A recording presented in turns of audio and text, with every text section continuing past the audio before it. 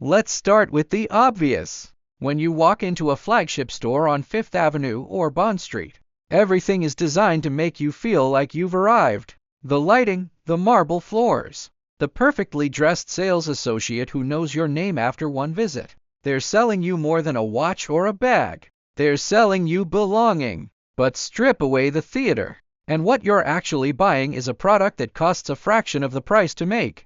Take a classic leather handbag from one of the big French houses. The materials and labor might run them $200 at most, yet it lands on the shelf for $3,000. That markup isn't because the leather is somehow magical. It's because the brand spent decades convincing you that the logo on the outside is worth more than the function on the inside. The same pattern repeats across categories. A pair of designer sneakers that retail for $800 can be produced for under $50. The extra $750 is pure branding tax. Now compare that to what actually lasts. Plenty of non-luxury brands make goods with the same or better materials and construction. A well-made canvas tote from a Japanese workwear company will carry your laptop, gym clothes, and groceries for a decade without tearing. It won't have a famous monogram, but it also won't scream for attention every time you set it down. The difference is you're paying for utility instead of ego. And here's where the math gets ugly. Most luxury items depreciate the moment you walk out the door. Buy a $200,000 sports car today, and in 3 years the market value has dropped by half, sometimes more. Insurance, maintenance, and storage eat another fortune. Meanwhile, a reliable mid-size sedan from a mainstream manufacturer holds its value for better and gets you from A to B with zero drama. The luxury car isn't transportation. It's a rolling billboard that advertises you're willing to throw money away on depreciation. The same rule applies to fashion. Trends move so fast that last season's must-have piece becomes this season's clearance item. I've seen $1,000 jackets sitting in consignment shops for $200 because the silhouette is suddenly out. You didn't buy clothing. You bought temporary social currency that expires every 6 months. The 1% understand this better than anyone. They aren't the ones lining up for limited edition drops or flashing giant logos. Quiet luxury has become their code, well-made clothes with no visible branding. Watches that look ordinary to most people but are actually heirloom pieces passed down through generations. They buy assets that go up in value, not objects that lose it. Real wealth hides in private equity, real estate, and businesses, not in a closet full of seasonal collections.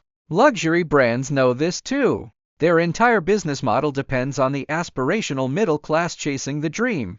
They create artificial scarcity with waiting lists and capsule collections so you feel special for spending more. They flood social media with influencers living the fantasy life, all while the true ultra-wealthy are quietly compounding their money instead of broadcasting it. Think about the opportunity cost. Every dollar you drop on a status purchase is a dollar that isn't working for you somewhere else. Put that same $3,000 into a low-cost index fund averaging 7% annual return, and in 20 years it's worth over $11,000 without you lifting a finger. That's not theory. That's compound interest doing what luxury brands desperately don't want you to focus on. Even the supposed quality argument falls apart under scrutiny. Many luxury items today are manufactured in the same factories as mid-tier brands. The difference is often just a final stitch of the logo and a different price tag. I've tested this myself, side-by-side comparisons of stitching, hardware, and leather quality between designer pieces and their functional counterparts show almost no meaningful gap in everyday durability. What you're really paying for is the story the brand tells you about yourself, and the story is powerful. Marketing teams have spent billions making sure you associate their name with success, taste, and intelligence. They want you to believe that without their product, people won't respect you. But walk into any room full of genuinely successful people and you'll notice something. The quiet ones who listen more than they speak rarely have logos splashed across their chests.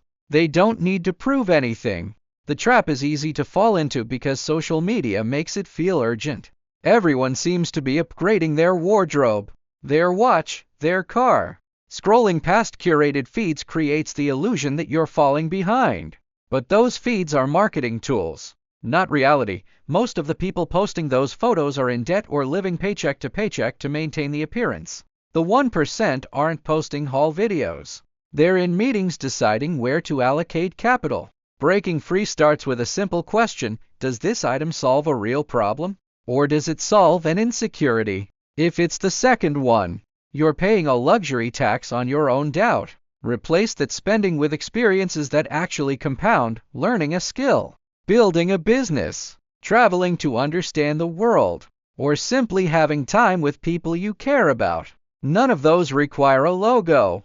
Look at the numbers again. Global luxury spending tops $300 billion a year. That money flows straight to shareholders and marketing budgets instead of your future. Imagine redirecting even a fraction of that into investments, education, or starting something of your own. That's how real wealth is built, not by collecting things that sit in a closet gathering dust. The luxury industry survives by keeping you chasing the next shiny object. They change collections every season precisely so you never feel complete. But once you see the game for what it is, the spell breaks. You realize the emperor has no clothes, and neither do you need them to feel valuable. So the next time you're tempted by a new drop or a flagship store window, pause, ask yourself what that money could become if it wasn't turned into something designed to lose value. The 1% already know the answer. Now you do too. Thanks for watching all the way through. If this video helped you see things differently, do me a favor and subscribe to the channel. More straight talk like this is coming, and I'd love to have you along for the ride.